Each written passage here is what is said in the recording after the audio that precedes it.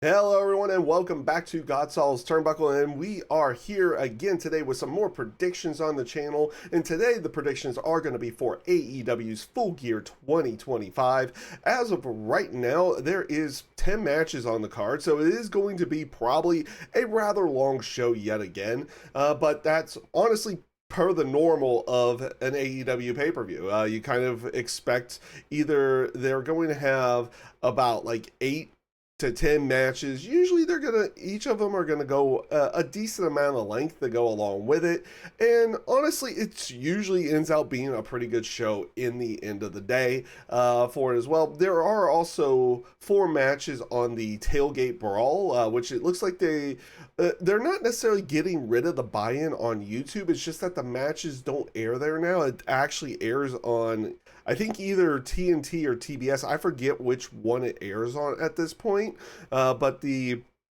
those matches actually do appear on normal television.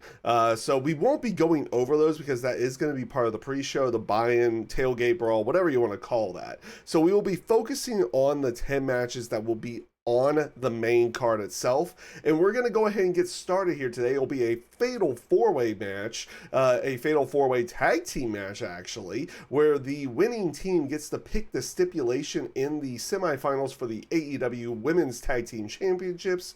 It's going to be Marina Shafir and Megan Bayne going up against Toni Storm and Mina Shirakawa, also going up against the Babes of Wrath, which is going to be Willow Nightingale and Harley Cameron, versus the Sisters of Sin, which will be Sky Blue and Julia Hart. This is going to be, I guess, intriguing for the semifinal match. Whichever team is out picking up the victory on this one. This was set up after Megan Bayne and Marina Shafir had picked up the victory and moved on to the semifinals of the AEW Women's Tag Team or Women's Tag Team Title Tournament. So it's going to be interesting to see which team they want to put the stipulation on for this. And honestly, I don't feel like they're going to put a stipulation match into the Marina Shafir, Megan Bayne, and Toni Storm and Mina Shirakawa match. So it leads me more to believe it's going to happen in the other semifinal match, and it's actually going to lead to who I'm going to be picking here, which is going to be the Sisters of Sin. I do see them picking up the victory and maybe naming the stipulation. I don't necessarily know what they're coming up with.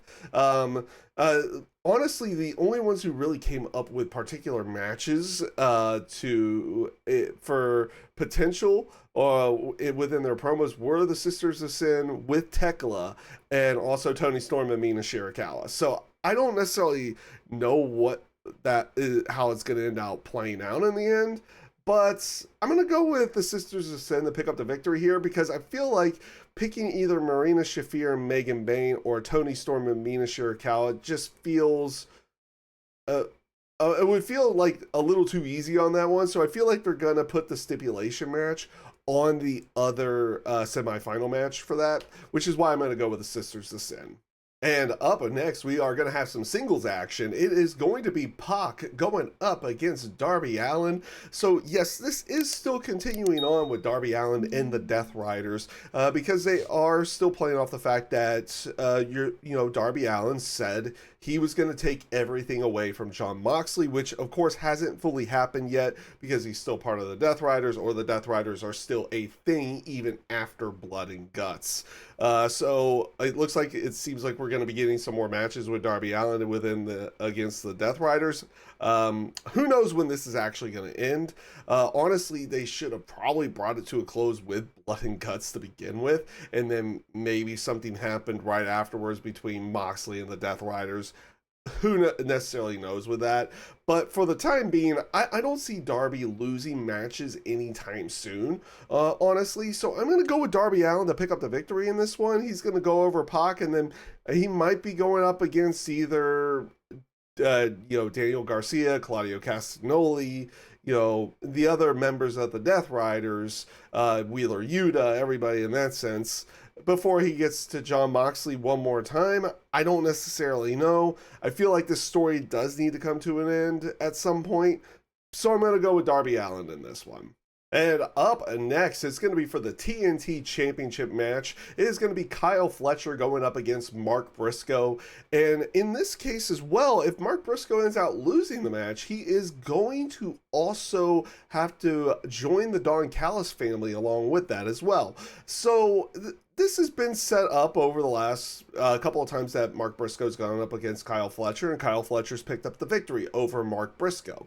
They basically Mark Briscoe basically went up to him and saying, you know, I want one more shot. I want one more shot. That's all I need. So Don Callis is like, well, okay, but this time, if and when you lose, you join the Don Callis family. So it's been a pretty decent setup for this one. It would be intriguing to see if they would actually put Mark Briscoe in the Don Callis family. Not that you need any more members of the Don Callis family, because that is getting to NWO levels of ridiculous numbers of members in there at this point in time. So honestly, in this one, as intriguing as it would be to see Mark Briscoe have to go into the Don Callis family and have to do their bidding, I don't think that's going to be the case. I feel like it is time for Mark Briscoe to finally pick up his big victory.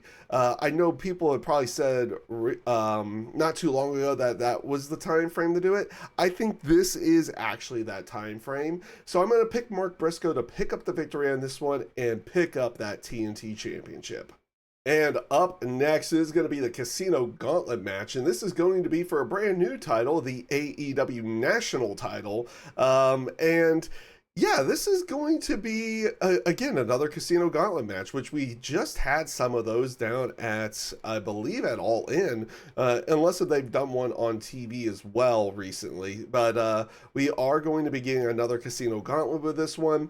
As of right now, I think the only people that they've really shown that was part of this match, or at least guaranteed in this match, have been Bobby Lashley, Shelton Benjamin, also Ricochet, and Speedball Mike Bailey. I imagine there'll be a few more in there, maybe even one of the Gates of Agony will be in the match for that as well. It will be interesting to have a surprise as well for this.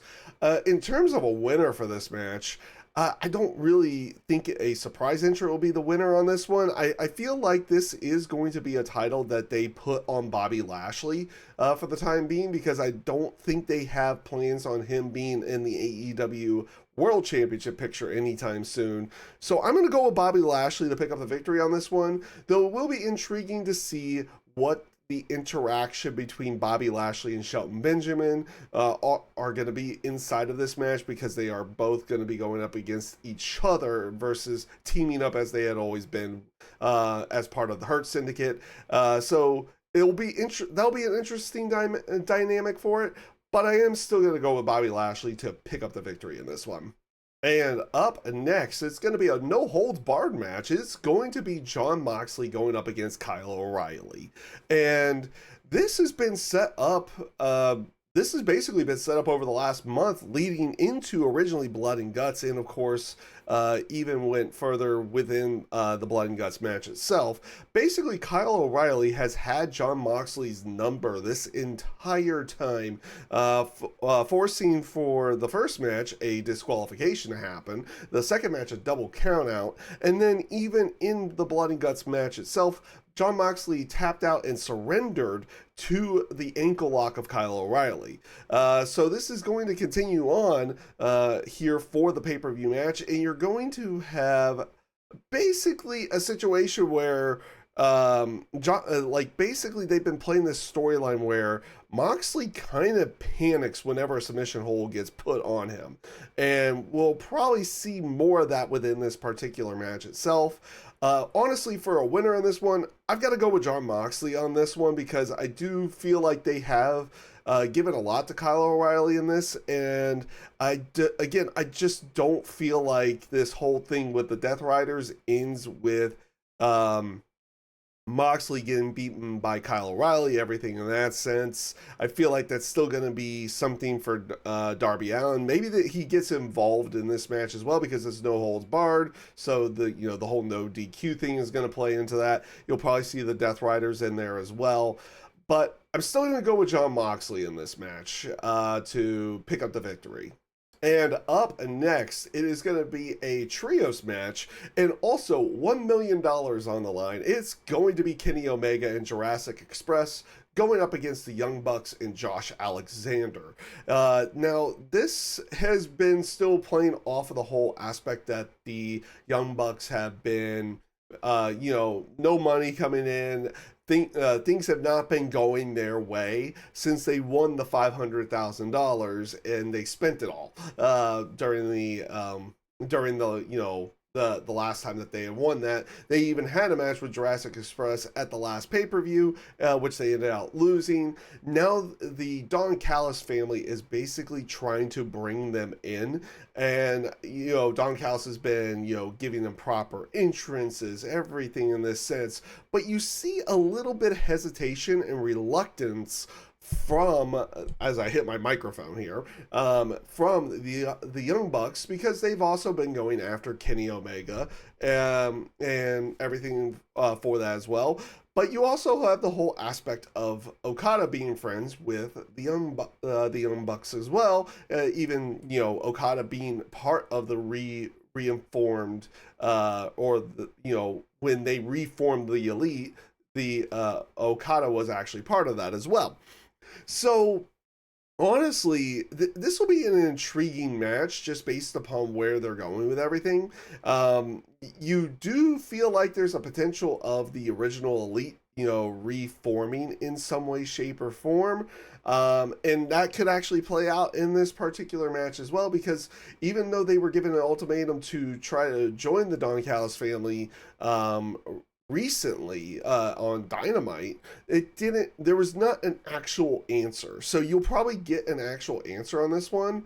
I'm thinking that they are leaning towards the Young Bucks going babyface again, though I do feel like they are better heels, and it would be kind of, I wouldn't say nice, but it would be kind of a more intriguing storyline if they do join the Don Callis family. Again, even though you don't need any more members in the Don Callis family to begin with at this point. I do feel like Kenny Omega and Jurassic Express are going to pick up the victory in this one, and it's going to end out being a dynamic of whether or not you see a full choice from the Young Bucks on this one and do the original Elite, reform, and get back together.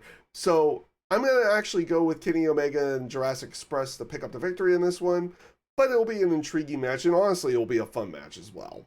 And up next, it's going to be for the AEW Tag Team Championships. It's going to be Brodido going up against FTR, and you know what? This has been actually quite it's definitely going to be a good match. I don't know, the build itself has definitely been a very standard style build of FTRs and what they do. They go out there, they it's not that they poke fun at legends or anything like that, but they go out there and they mock the legends. They do this, they get under Brodido's skin, everything in this sense. They even did a bit with Ricky the Dragon Steamboat recently to go along with it. It's definitely been, it's been kind of a standard build for them, and I'm not saying that as a bad thing. It's actually been quite entertaining to its own extent, because Stokely Hathaway and FTR, they're a very good team up for everything, and also their dynamic just works well together. Now, in terms for Brodido itself, honestly, I do feel like it's time that they probably do lose the AEW tag team titles at this point. I'm going to go with FTR to pick up the victory in this one. And I don't see Brody King and Bandito breaking up or anything like that. They could even bring the team back, but I do feel like they're going to probably put both of them more in a singles role, especially with Bandito having the ROH World Championship. And I do see maybe Brody King going into the Continental Classic again and having a bit of a singles run for a little while. Also, you have the whole aspect of, Adam Copeland and Christian coming back. And I do feel like they're going to have another match with FTR. And guess what? This time around, it's going to be for the AEW Tag Team titles. So I'm going to go with FTR on this one. And up next, it's going to be for the AEW Women's World Championship. It is going to be Kris Statlander going up against Mercedes Mone. And this is basically still been playing off of the aspect of the two matches that Kris Statlander and Mercedes Mone had last year, that Mercedes won those matches over the TBS Championship. But this time around is going to be for the one title that has kind of eluded Mercedes this entire time, the AEW Women's World Championship. So, just for purposes of everything, this is actually, the build between the two of them has actually been quite good. And I do like this whole aspect of Mercedes has been picking up all these titles, but the one that she probably wants the most is the one that she's also failed at picking up once, because she did lose to Toni Storm back at All In for that. And now Kris Statlander, somebody who, yes, she has beaten twice, Mercedes has beaten twice, is now the AEW Women's World Champion, and honestly has been actually having a pretty good run with that as well. Like, her matches with Toni Storm have been really good, and I don't feel like that comes to an end right here as well, because I do feel like the story of maybe a downfall for Mercedes Mone maybe starts here, where, again, you know, that's the title she really wants, even though she has like 13 other titles, including the TBS championship that she's had for a while now. But now she really wants that one and still can't pick up that victory. Can't pick up the Women's World Championship. I'm going to go Kris Statlander on this one, because I do feel like this is maybe the beginning of a downfall period for Mercedes Mone, where she maybe loses the TBS championship and then starts losing and going over to these other promotions and starting to lose those titles as well. So I'm going to go with Kris Statlander to pick up the victory and keep that AEW Women's World Championship. And up next is going to be the main event of the night. It's going to be for the AEW Men's World Championship, and it will be inside of a steel cage as well. It will be Hangman Adam Page going up against Samoa Joe.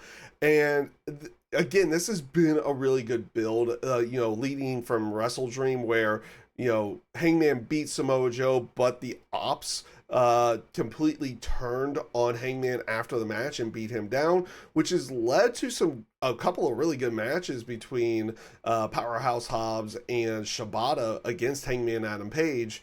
But also, after that Falls Count Anywhere match with Powerhouse Hobbs, it's set up for a cage match for the Full Gear main event between Samoa Joe and Hangman. So this has been, again, really good. And Samoa Joe has been great, as he always has been. And so has Hangman Adam Page as well. I have liked where they've gone with everything. I do not see Samoa Joe picking up the victory in this one. I'm going to go with Hangman Adam Page to pick up that victory inside of this steel cage match. I think the biggest dynamic is going to be that they brought up the whole aspect of the last time Hangman was put inside of a steel cage, how far he went within there. Does he go to that level again? Or does he not go there again? Basically referring to the lights out steel cage match with him and Swerve. So that's going to be the biggest dynamic on this one. But I do see Hangman Adam Page picking up the victory on this one. Now, do we see MJF after this match? He obviously can't do like a cash-in moment where he could pick up the world title, but does he show back up at this show and then maybe announce when he's going to be going after the world title? Who necessarily knows on that one? That is definitely a possibility, but again, I can't see Hangman Adam Page losing that championship before MJF comes back on that one. So again, that is why I'm going with Hangman for this. And that is going to be everything for the predictions for AEW's Full Gear. Feel free to leave your predictions down in the comments below if you so wish as well. Also, feel free to like the video and subscribe to the channel as well. And we'll see you next time for some more predictions, which will be for Survivor Series. If I do have a little bit of time, I may even do a full review for AEW Full Gear to go along with that as well. And with that being said, I hope you all take care, stay safe, stay healthy, and have a great rest of your day.